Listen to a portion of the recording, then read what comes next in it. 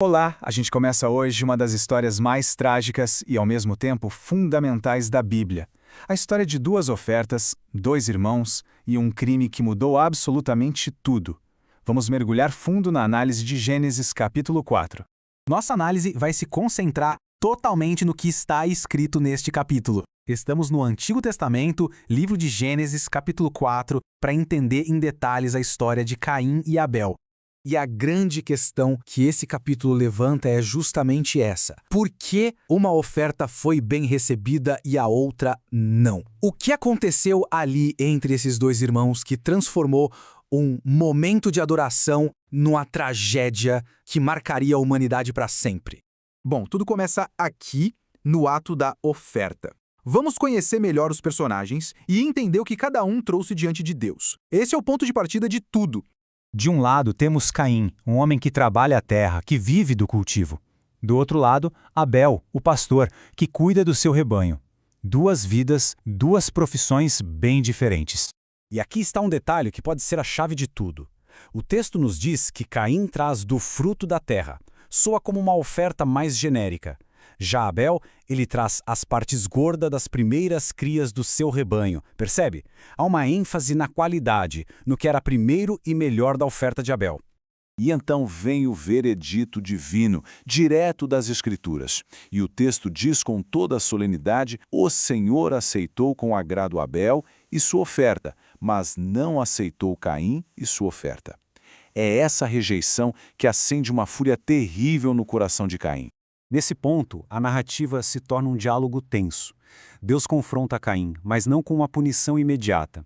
Em vez disso, ele faz uma advertência muito séria. Olha só, aqui Deus dá a Caim uma escolha e um aviso. As palavras do texto são impressionantes. Se você fizer o bem, não será aceito.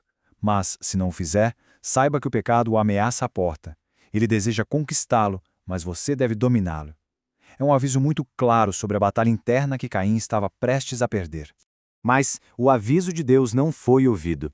O texto é direto, é frio, é trágico. Caim atacou seu irmão Abel e o matou.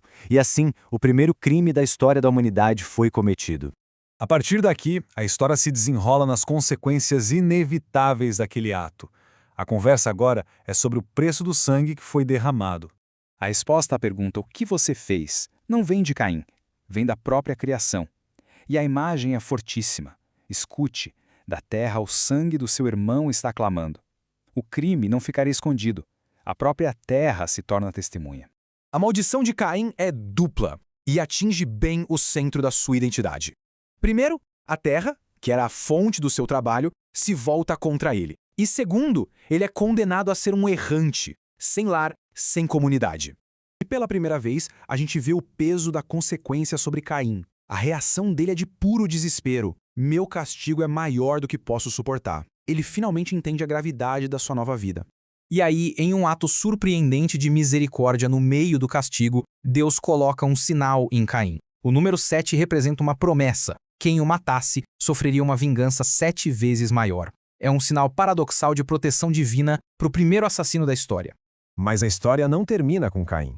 O capítulo segue para mostrar o legado das ações dele, traçando uma linhagem que vai ser marcada pela escalada do pecado. A linhagem de Caim se espalha, e com ela, o seu legado. A gente vê as gerações passando, de Caim a Enoque, Irade e assim por diante, até chegarmos numa figura-chave que vai amplificar a violência do seu ancestral, Lameque. E aqui a gente vê essa espiral de violência de forma muito clara.